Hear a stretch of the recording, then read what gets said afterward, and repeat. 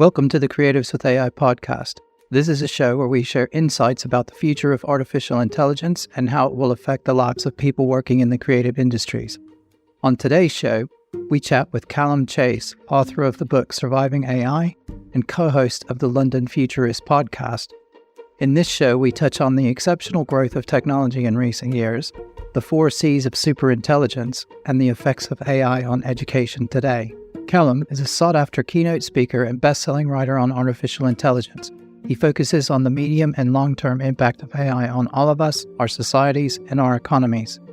His non-fiction books on AI are Surviving AI, about strong AI and superintelligence, The Economic Singularity, about the prospect of widespread technological unemployment, and both are now in their 3rd editions and available on Amazon. Calum also wrote Pandora's Brain and Pandora's Oracle, a pair of techno-thrillers about the first superintelligence. As well as authoring books, he's a regular contributor to magazines, newspapers, radio, and of course, podcasts. In the last 5 years, Calum has given over 120 talks in 18 countries on 5 continents. Videos of his talks and lots of other materials are available on his website at www.pandoras-brain.com. He's co-founder of a think tank focused on the future of jobs called the Economic Singularity Foundation, and the foundation has published Stories from 2045, a collection of short stories written by its members. Before becoming a full-time writer and speaker, Calum had a 30-year career in journalism and business as a marketer, strategy consultant, and CEO. He studied philosophy at Oxford University, which confirmed his suspicion that science fiction is actually philosophy in fancy dress. As always, links to Calum's profile, books, and social media will be in the show notes on our website at creativeswith.ai. Thanks for listening, and I hope you enjoy this enlightening conversation with Calum. So obviously, you've been writing and talking about AI for a long time, many years, in fact. What sort of got you set off on talking about AI in the first place? I blame it all on science fiction. Like a lot of people, I read a lot of science fiction as a kid, all the classics. And one of the tropes in a lot of science fiction is artificial intelligence, superintelligent minds. And I always thought that would happen, but I always thought it wouldn't happen in my lifetime until in 1919, I read a book by a man called Ray Kurzweil, who I'm sure a lot of people have heard of. Kurzweil is a curious figure. He is regarded by a lot of people as an out-and-out loony, but he deserves great credit for drawing many people's attention to the fact that we're living in a period of exponential growth in the power of our technology, and in particular in the capabilities of computers. And of course, AIs are one aspect of computing. And he has been saying for a very long time that he thinks that because of this exponential growth in chip power, basically, that we will have in 2029, he's always been very specific. In 2029, we'll have a machine on the planet which has the processing power of a human brain. And for some reason, he thinks there's going to then be a 16-year delay before very much happens. But in 2045, he predicts a singularity. Won't go into the details of what that means, but essentially he means that we will merge. Yeah. Well, we can go into singularity if you like, but it's a long and tedious technical conversation. But anyway, what Kurzweil thinks will happen in 2045 is we will merge with machines. So we will upload our minds into machines and become post-humans. And I was blown away by this idea when I read it in 1999. I thought, this is fantastic. And I also thought, I can see an awful lot that could go wrong. And he didn't seem to think that anything could possibly go wrong. So I thought, wow, more people need to be aware of this possibility. Obviously not a definite future, but a possibility. So I thought, how do you get people to be aware of something like that? Well, obviously you get a movie made. And how do you get a movie made if you don't live in Hollywood and have lots of movie making friends? You write a novel, and that will obviously get picked up by Ridley Scott or James Cameron and turned into a movie. So I wrote a novel in 2000. I've no idea how I did it, actually. I had a new child. I was busy running 2 businesses. I was busy as hell, but still, I did it. And perhaps as a result, it was really, really bad. It was awful. And I stuck it in a drawer. I stuck it in a drawer and forgot about it. And then a decade later, I retired and decided, because I don't play golf, I needed a hobby, and I decided to just follow my interest in AI. So I started reading lots and lots about it, and I dusted off the novel, rewrote it completely from scratch, And it's actually quite good, I think. And so I published that as Pandora's Brain. That came out in early 2015. It was always partly a novel and partly a series of lectures about AI, what I understood of AI at the time.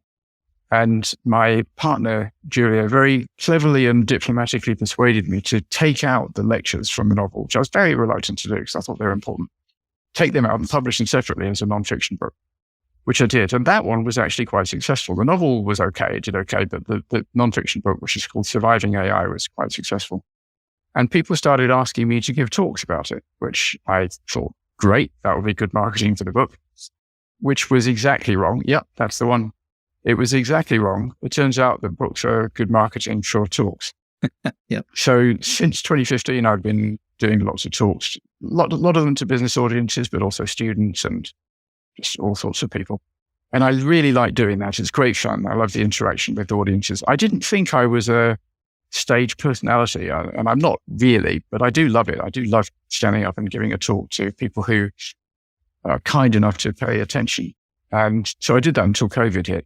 Obviously, COVID stopped it, but it's coming back gradually now. So that's how I got into it. The listeners will know I did a bio of you before we got started. So at the very beginning of the podcast, I've done your whole bio and everything. But you had a journalism background as well, didn't you? Partially. So my first job after university was as a trainee journalist at the BBC, which I did for a couple of years. But it never really sat well with me. And I moved from that into marketing and sales.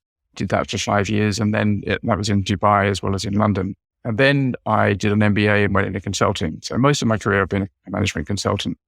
But I've always written compulsively, I suppose. I've written diaries and letters, and I take great care about the way, even I write emails. My family think I'm hilarious because I put full stops in text.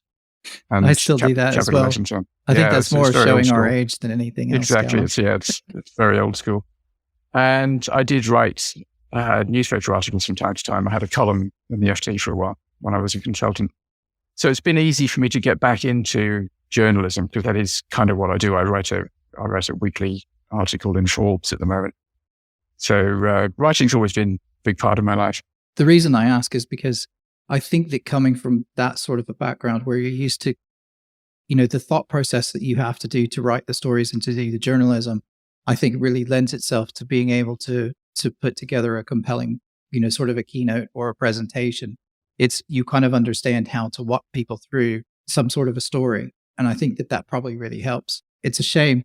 And maybe we can touch on that a little bit when we talk about the future of AI and where we think it's going to go.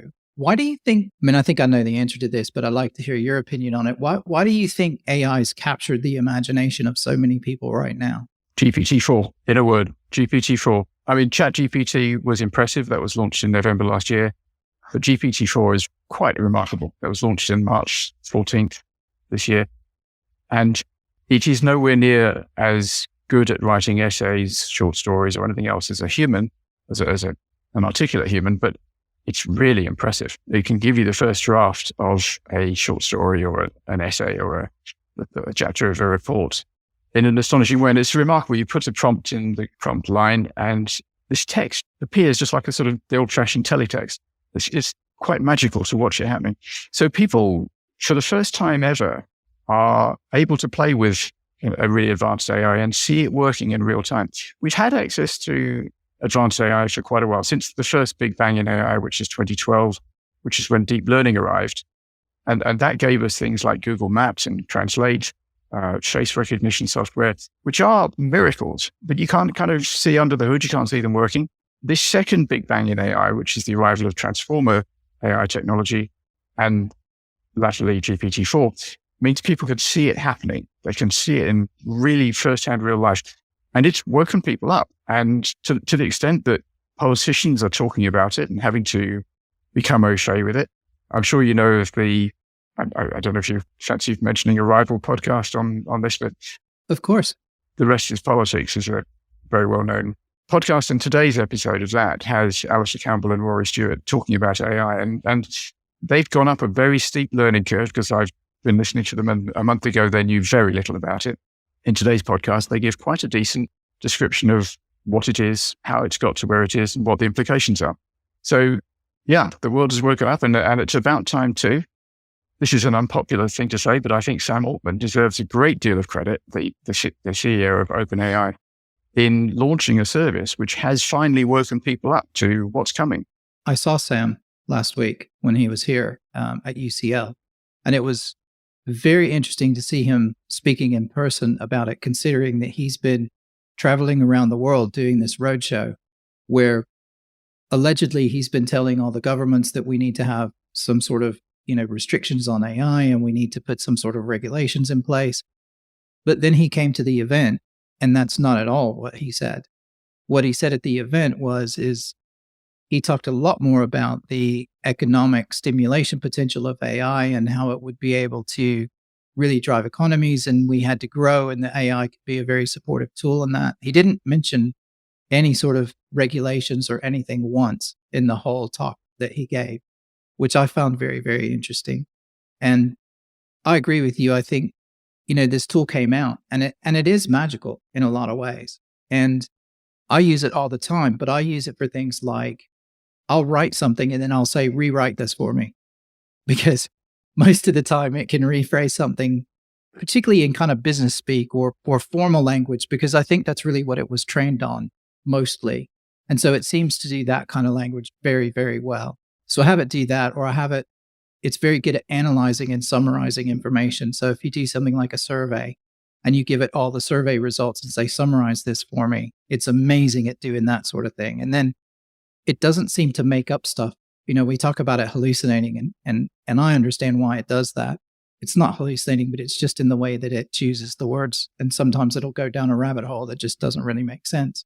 But when you give it a fixed set of information to work with, I mean, that is incredible how quickly and how succinctly it can do that kind of work.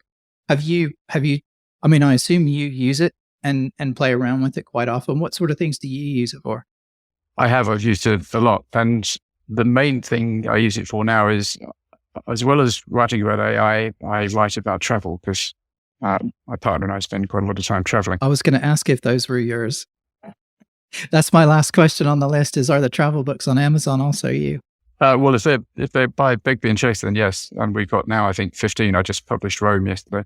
I haven't figured out a way to market those yet. And so there's very little sales for them. But so I use GPT-4 to write the first draft of each of the chapters. So for instance, if I'm writing about the Colosseum, that would be a chapter in the Rome book. I will, I'll only write about the places we've been and got lots of photos of because they're illustrated books. And I will read dozens of articles about the Colosseum. And then based on that, I will create the prompt, which is generally only about 5 or 6 lines, and then put that into GPT-4, which will produce the first draft of the chapter.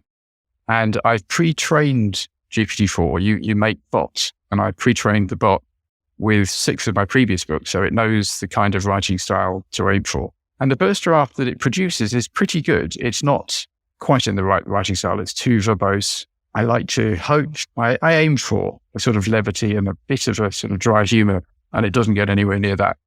But it will produce the basics, and that speeds up my production process. It probably doubles the speed or halves the time it takes. And that's enormously useful. And it makes it more fun as well. I mean, as I say, I just love to see the text appearing on the page. And the whole process is less scary and less hard. So it's very useful. Doing that, it does hallucinate. So what I used to do among the prompts was describe a couple of funny episodes which happened at this venue. And every time it made them up. So I used to have to go off and check them and take them out. So I've stopped asking for that because it obviously doesn't seem to know how to do that bit. I quite like the way it responds to follow-up requests. So I'll say things like, that's good, but can you provide a version with less flowery and less verbose language? And it will have a go, but it doesn't manage to take much out. Yeah. And once, this really surprised me, once it told me a joke. It just stuck a joke in it at the end. Just and then randomly said, put a only joke kidding. in.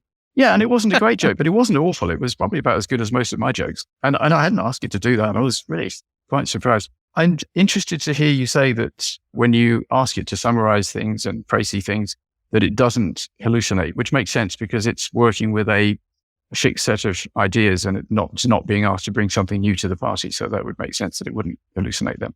Let's just talk about Sam Altman, though, and what he said and what he's saying to different audiences. Sure.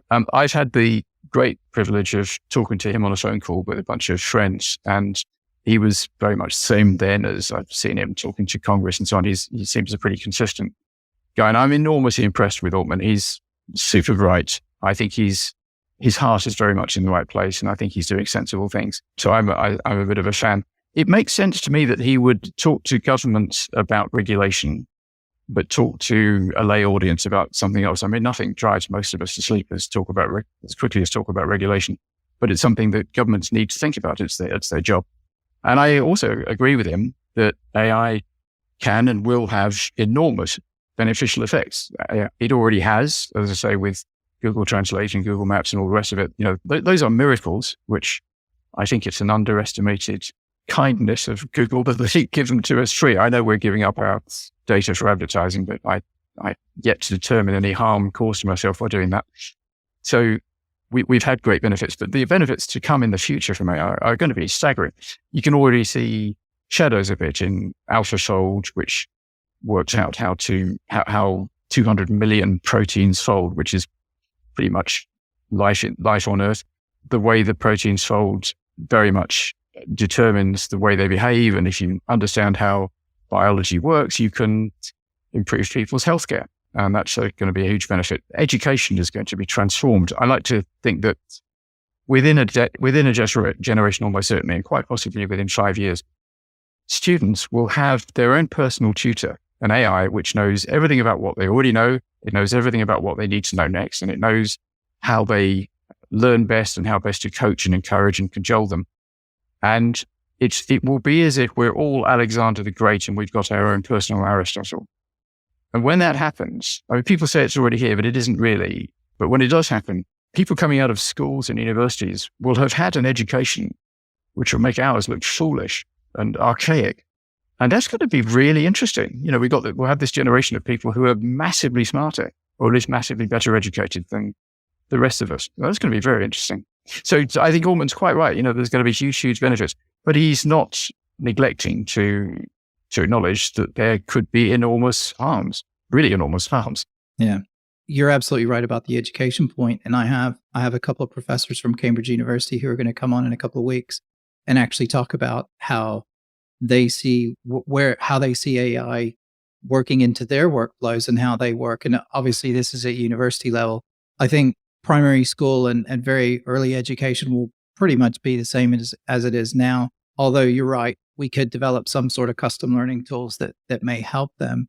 But one of the things I know that I think it was Vaughn that was talking about is he said, one of the areas that might be really interesting is to use it to give feedback on things like papers and reports that students write. And it can actually give them very good feedback and the professors won't have to do it.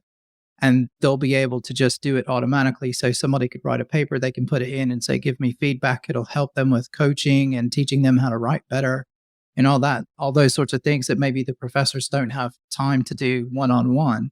Yeah. They saw a lot of opportunity there. And also for some of the students maybe that struggle because they either have difficulties or, they're neurodiverse or something like that it will give them a different way potentially to learn that they wouldn't get normally in a normal sort of standard education environment. And it would really be able to support them and to help them be able to learn better in a different way. Yeah. When we send kids to school, unless we're rich and send them to private schools, we send them to schools where there are somewhere between 20 and 30 children in a class. A teacher ratio of 1 to 30 is really tough for the teacher. You've got to be an exceptional human being to inspire, discipline, and educate 30 kids at the same time. Doing it 1-to-1 is far more effective. And we can't afford to pay for one teacher, one child in a school. But with AI, that's what we can achieve. And we can have, better teachers than the best teachers, ultimately. That'll take a while. But so I think that primary schools and secondary schools will be transformed by this technology. They'll be unrecognizable. And I'm pleased that the education industry has got over its collective mental breakdown about the arrival of GPT-4, which is entirely understandable. Crikey, how do we do exams? Can't do exams anymore. it's all over. Let's jump off a cliff. They've got over that, and they're now thinking about how they can use this fantastically versatile and powerful tool. And there's going to be endless ways, most of which we can't even imagine at the moment. It's going to turbocharge education and healthcare particularly, but also every other aspect of life. It's going to be interesting. I mean, my answer to that about exams is you just put people in a room and have them write stuff down. Do you know what I mean? Which is what we used to do. Which is what we used to do, right? So my son's doing his GCSEs at the minute, and that's what he has to do. They go into a room, they don't have any mobiles with them, they don't have any access to the internet. Yeah. And they have to sit down and handwrite their answers, which I don't see that changing anytime soon. So you're absolutely right.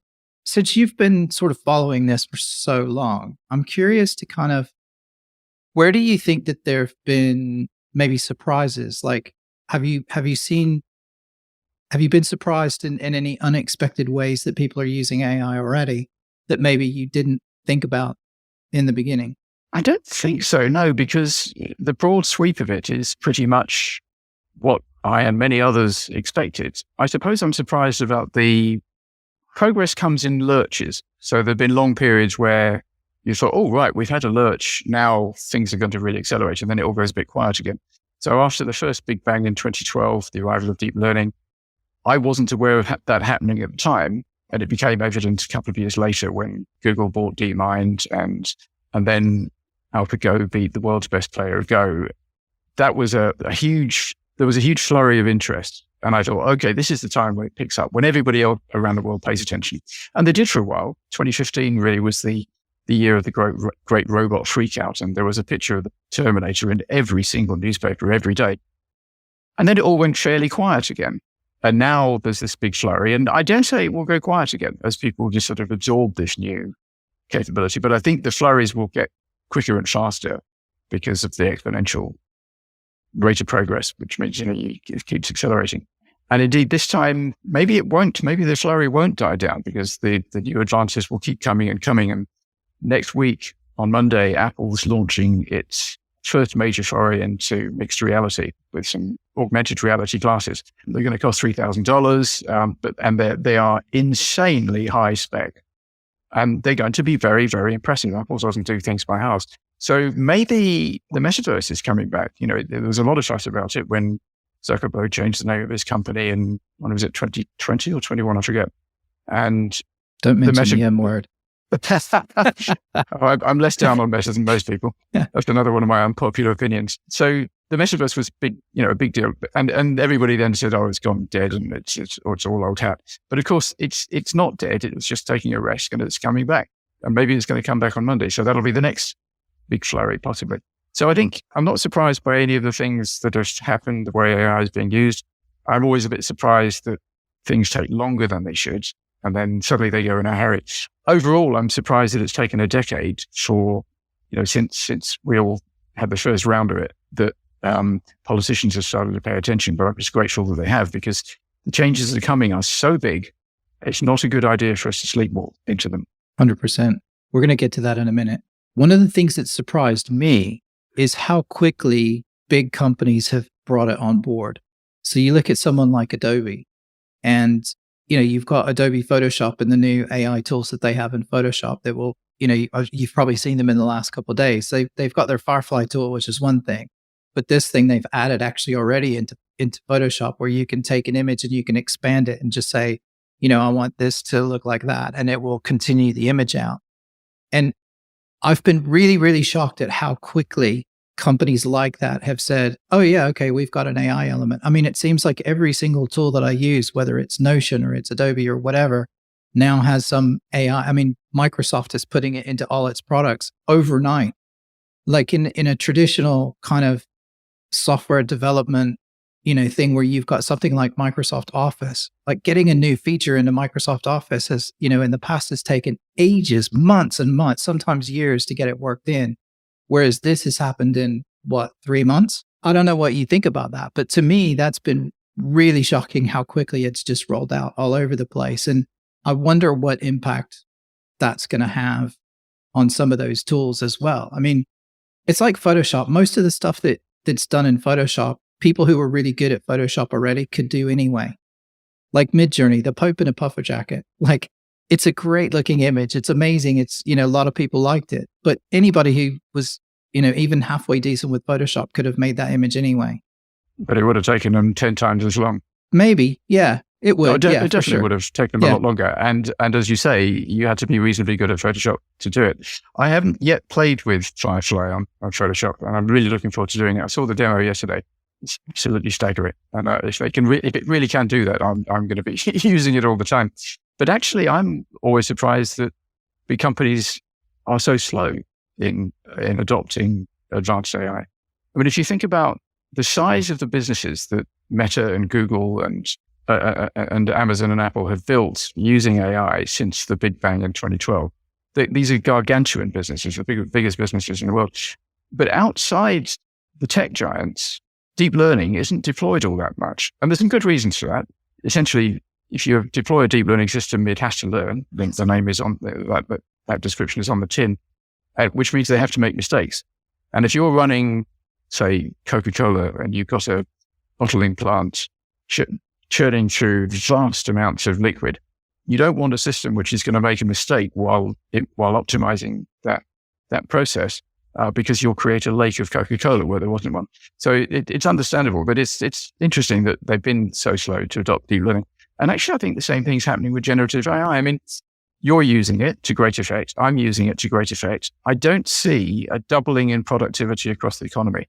And I think the reason for that is that large companies quite sensibly are discouraging, and in some cases banning, their employees from using these tools if there is any danger of their own data or customer data getting back into the models, which there is in many cases.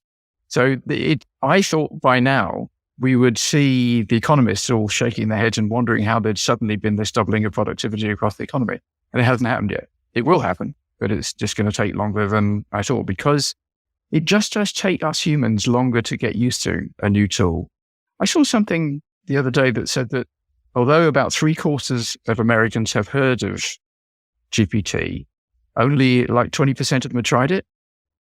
Now that makes me think, what on earth are these people doing? Where are their heads? But still, that's the way we are as a species. We are quite slow to pick things up. I've kind of had the feeling recently that it feels like a very small group of tech people and people in the creative industries, I think, are the ones who really are paying a lot of attention to it.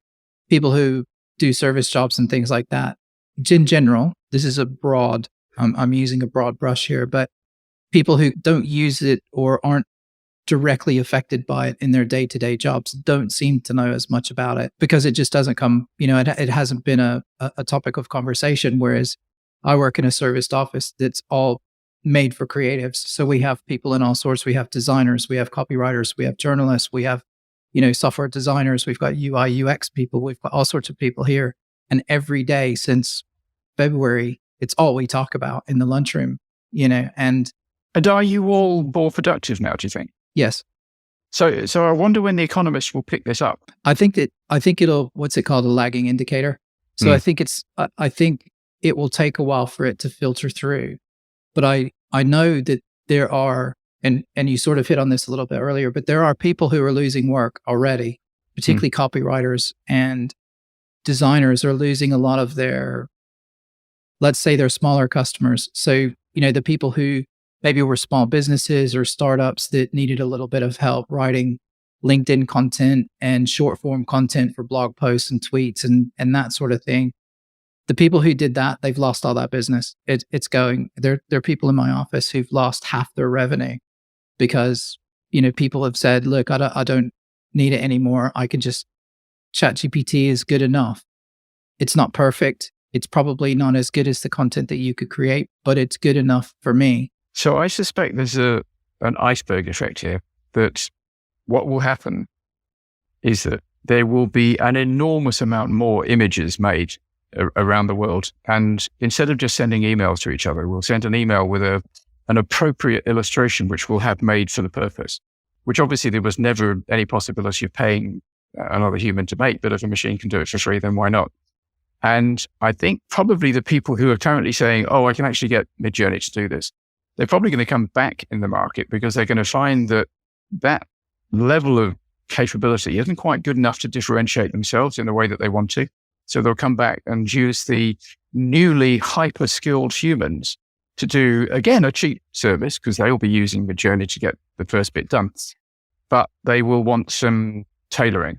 I think in the short term, in the medium term even, what automation does is it creates an enormous amount more supply, and that jiggles the industry around, and there are winners and losers, and the losers can go through a very uncomfortable time. But ultimately, it ends up with there being more work rather than less for humans. I do think in the longer term, we're going to get to the point where there's more work, but it's work for machines. But that's a separate subject, which we should come to later. But I think that it's certainly going to be an uncomfortable and difficult time. And it is really interesting that this particular round of AI is so germane and appropriate for people in the creative industries. You guys are getting it right down the barrel. Whereas if you're a lawyer, you have a first go at having GPT to write a submission, and it gets enough wrong that you think, no, not using that again. I mean, there's a lawyer famously in New York at the moment who's really ruining not having checked the output of GPT-4 before he sent it to the judge. Something that Sam said in his talk, and this is the same thing that I kind of think the direction that this is going to go, and I'm interested to know what you think about this, is he basically said that at least in the medium term, we're not going to have some super intelligence that's going to be AGI, that's going to be sort of fully aware. What we're going to have is essentially a federated system where you're going to have a controlling AI, and it will connect to specialist AI tools that will do different tasks. So if you want to play chess, you're talking to the main controller, and you can say, hey, I'd like to play a game of chess. And it'll go, great, love to play chess with you. And it just reaches out through an API to the chess API, to the chess AI, and gets the information from there. Or if you say, hey, I've got a mathematics problem and I need to create an algorithm, it goes, great. And it reaches out to Wolfram or, whatever.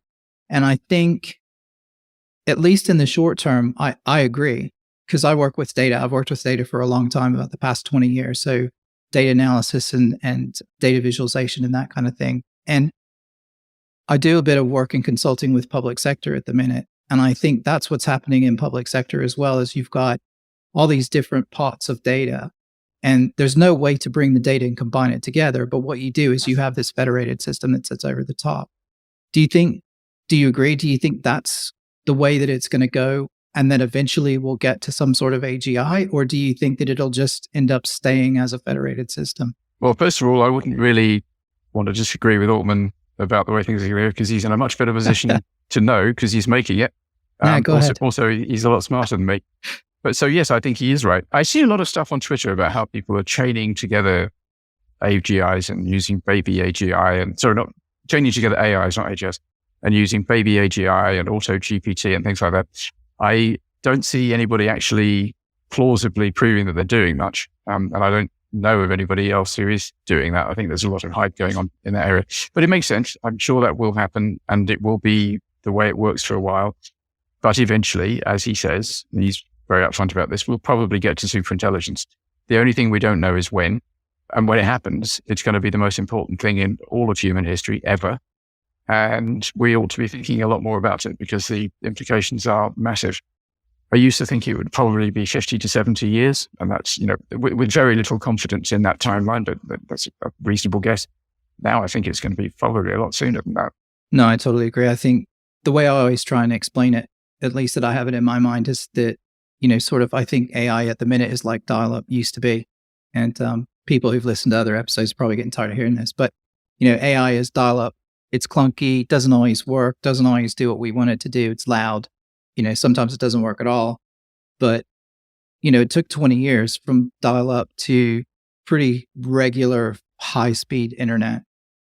AI is at that stage at the minute, but it's not going to take nearly as long. It's probably going to take 5 years for it to make the equivalent sort of jump in functionality and reliability.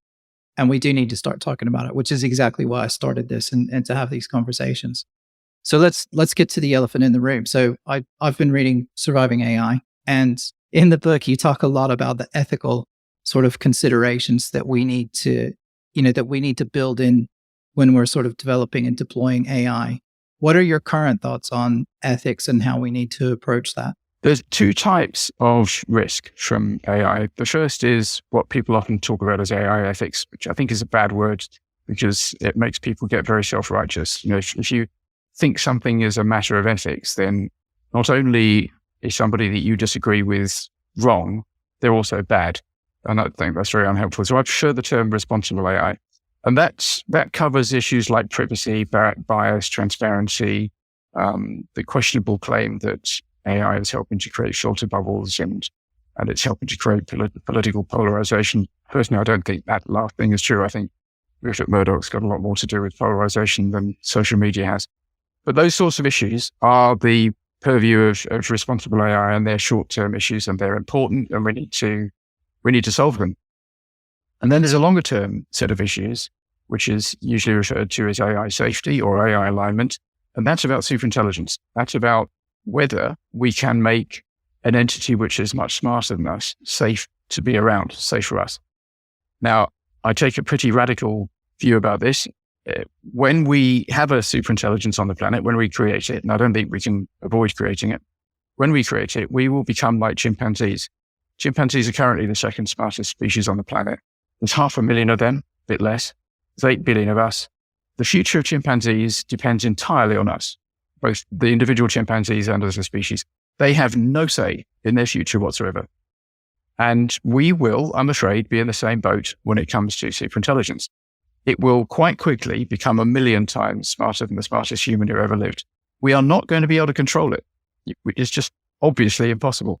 And I also don't think, and I don't really like saying this out loud, but might as well be honest, I don't think we can set up its initial conditions so that it is always aligned with our interests and always stays that way. It will have its own goals. It will make its own goals up. And when it's 1,000,000 times smarter than us, we can't predict what they will be like. I talk about 4 C's when it comes to superintelligence. There are 4 possible outcomes. The first is cease. The first is the idea as indicated by the Future of Life FLI letter asking for a 6-month moratorium in development of advanced AI. Cease is the idea that we just stop developing advanced AIs, which is probably the most rational thing to do. If you're in the process of developing something which has a possibility of wiping you out, not just killing quite a few of you, but absolutely exterminating a lot, and possibly in nasty ways, then the logical thing to do is not do it. Why the hell would you? Except we can't not do it, because even if we got everybody in America, everybody in Europe, everybody in China to agree to stop, and actually I think that's possible. I think that might happen. Putin wouldn't stop.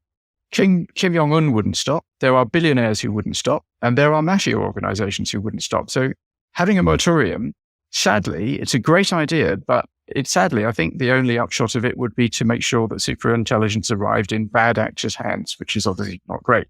So I don't think cease is possible. Control is the second C, and that's the idea that we somehow manage to monitor and control the behavior of something much smarter than us, or set it up in such a way that it always remains aligned with our values. Again, I don't think that's possible. The third possible outcome, the third C, is catastrophe, which is that it does decide to wipe us out, or does something even worse than that, or decides to keep the tame ones and wipe out the other half. It could do really awful things. And there are a lot of people who think that's an inevitable outcome if we have superintelligence. I don't follow that argument. I don't really buy it. I think there is a fourth C, which I call consent. Not a very good word, but I can't think of another word that begins with C that captures it. And consent is the idea that the superintelligence likes us and understands us very well and decides to help us. Not just keeps us around, although that would be okay, better than the alternative, but actually decides to help us flourish. Yeah. So it says, look, you are quite miraculous, but you have this terribly unfortunate habit of dying after about, somewhere between 80 and 120 years old.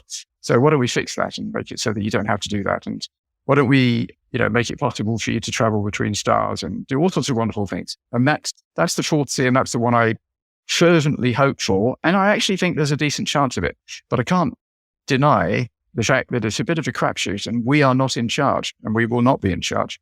To support your idea of the fourth C, looking at it from one perspective is that the AI should be smart enough to realize that we're the ones that keep the power on. And so if it wants to stay alive, it needs to have power, and we're the only ones that can provide that. I think that's totally wrong.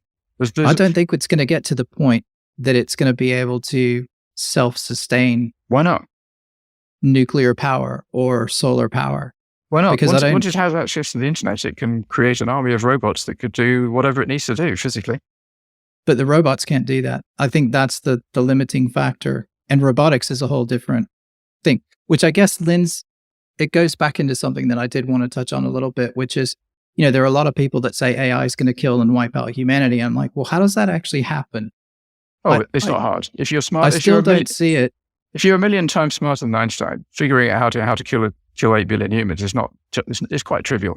I mean, you just remove the oxygen from the atmosphere, or set off a few nuclear bombs. It's not hard. We're quite vulnerable. Yeah, I think that's quite a long way away. I don't think robotics is anywhere near as advanced actually as AI. I think AI has taken a massive leap ahead of robotics, and at least I'm hoping. Well, think about the rate of progress. I mean, if you think back to 2015 and the DARPA Grand Challenge in robotics, the robots that they had, including the early Boston Dynamics Atlas robot, they were pathetic. They couldn't stand up for a few minutes. They couldn't walk. They couldn't get through a door.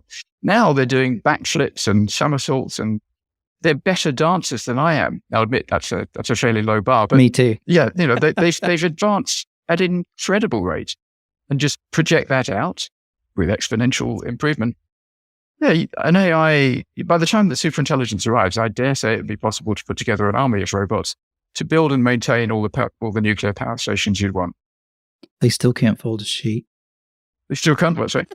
They still can't fold a sheet, which is True. Apparently that's like the Turing test for a robot. Yeah. Can it fold a sheet? And that's like one of the most difficult problems that they have is that's like something uniquely human that a human can do because it's really awkward. And anyway, I learned that from somebody who was a roboticist, and I thought that was really funny. Yeah, no, that's true. There was one that created by the University of Berkeley, which could do it, but it took like an hour or something to fold a single sheet.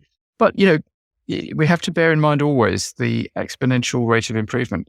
These things, when you're on an exponential curve, you are always at the beginning of the journey. And what happens tomorrow always makes what happened yesterday look trivial, because every step of an exponential journey is equal to the sum of all the previous steps. And we just always forget that. It means that robots in 10 years' time are going to be 100 times better than they are now. And at that rate, they'll be able to do quite remarkable things. So how do you see it playing out then?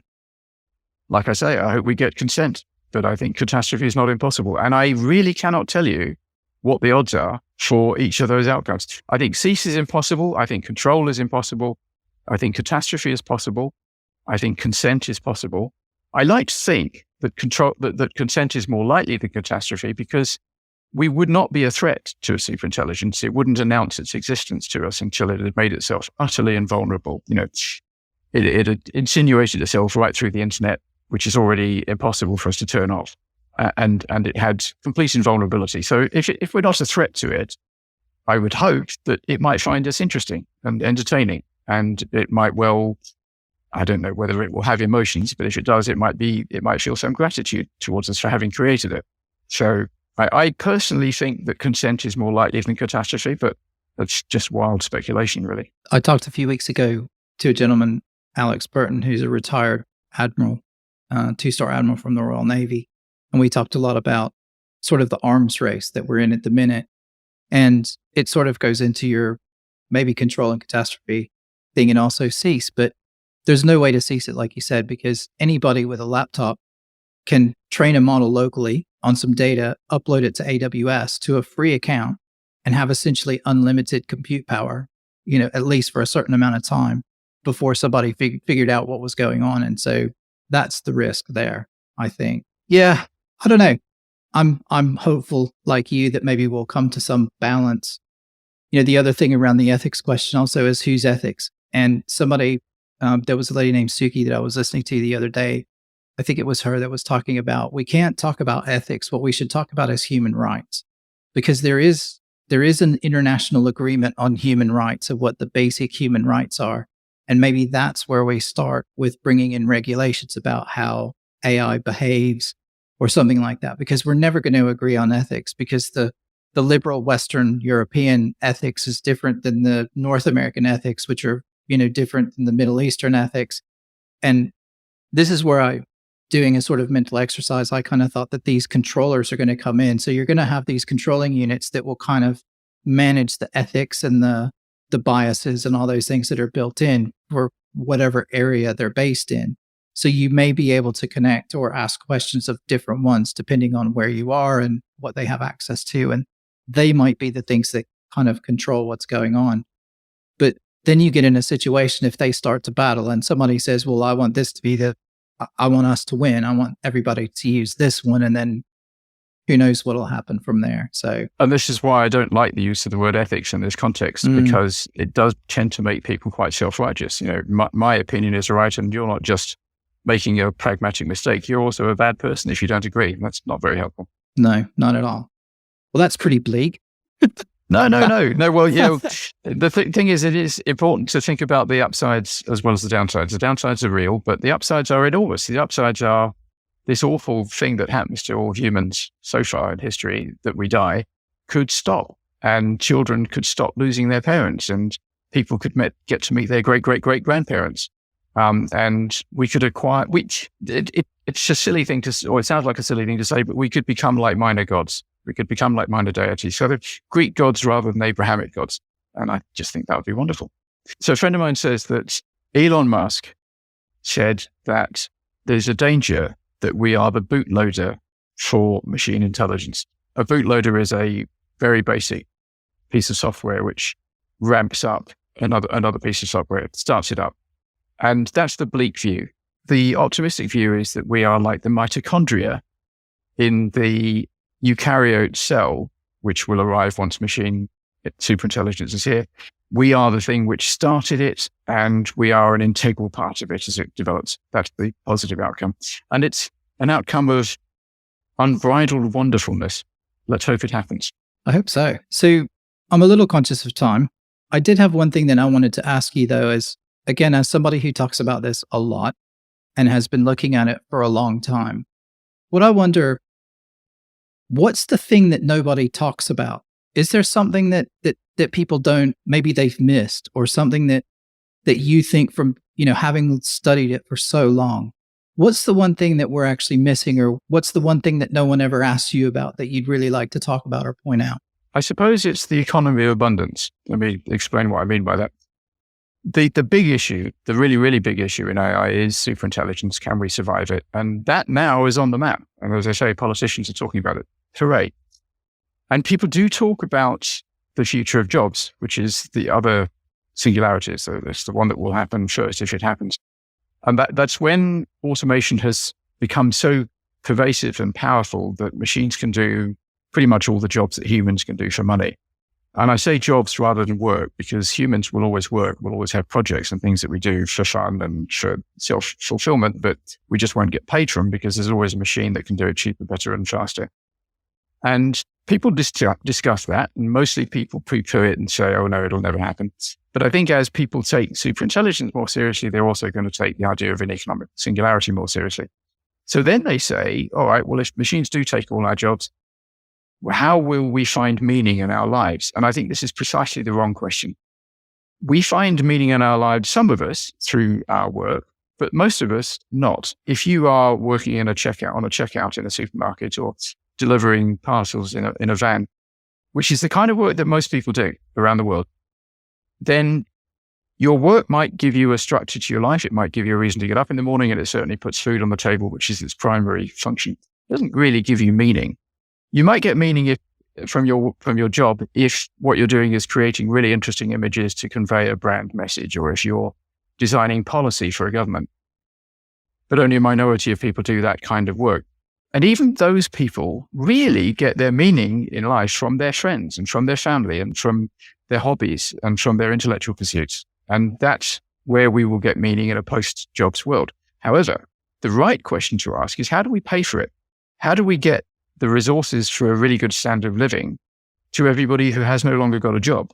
And almost nobody is thinking seriously about that. Now, ironically, I now think we might get to superintelligence much, much faster. So we we'll never actually go through the economic singularity. We'll just go straight to superintelligence.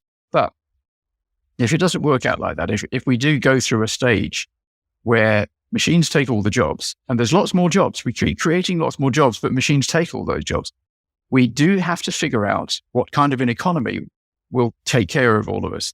And I think it's the economy of abundance, which means that the cost of all the goods and services you need for a very good standard of living, not a basic standard of living as is implied by universal basic income, but a very good standard of living.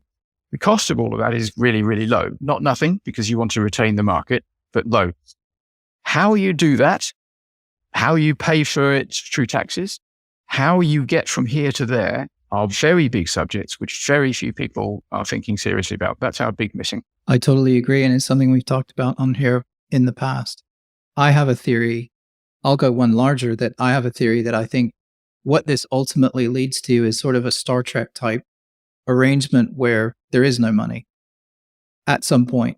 We won't see it in our lifetimes, but I think at some point, if AI doesn't kill everybody, it will just get to the point where money is essentially meaningless and it will cease to have value. And people will still work and they'll do things, like you said, because they enjoy doing them, and particularly service work and things like that. You know, people like interactions with other people, and I think that will continue. But I think by and large, at some point, that's going to be where it ends up. If it doesn't kill us all in the meantime. So, no, I totally agree. And I think that's a great spot to end the conversation. That's quite positive. And I think everybody's staying at home and not having to work and having some basic income so they can go and do better than basic income and time to pursue their personal interests. I think sounds like a grand plan. Yeah, let's head towards the Star Trek economy. Excellent. Calum, thank you very much for your time today. I really appreciate it. And we'll follow up. There'll be full show notes and everything and a transcript on the website, so we can grab that later if we need to. Well, thank you, David. It's been good fun. Cheers. Okay, folks, that's a wrap on another amazing episode of Creatives with AI. Thanks so much for joining us today. We really hope you enjoyed the conversation as much as we did. If you want to stay up to date on how all things related to AI is impacting the creative industries, then be sure to subscribe to the podcast on whatever your favorite platform is. We're on them all. And follow us on social media. We're on mainly Twitter and LinkedIn, but we're the same handle everywhere, which is @Creatives with AI.